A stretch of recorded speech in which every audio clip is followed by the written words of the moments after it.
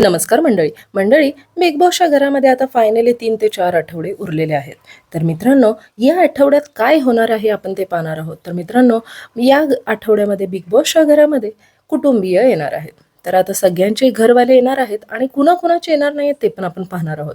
तर मित्रांनो, विशालचे वडील इकडे आलेले आहेत आणि दीपालीची आई आणि तिचा मुलगा आलेला आहे. राकेशची सुद्धा आई आलेली आहे आणि संकेतची जी आहे ती बायको आलेली आहे. आता संकेतला खूप वाईट स्वप्न पडत आहेत असं काहीतरी तो त्याच्या बायकोला सांगतो आणि तो खूप इमोशनल होतो की मी तर कुणासोबत अजून कनेक्टेड नाहीये. मी कुणाला काय सांगावं मला कळतच नाही. खूप काही होत आहे माझ्यासोबत. असं करून तो इमोशनल होतोय. तर मित्रांनो, सगळ्यांचे ऑलमोस्ट घरातले येणारच आहेत. फक्त आणि फक्त राखी आणि तन्वी या बाबतीत अजूनपर्यंत तरी काही सांगितलं गेलं नाहीये की यांच्या घरातून कोण येणार आहे की नाही.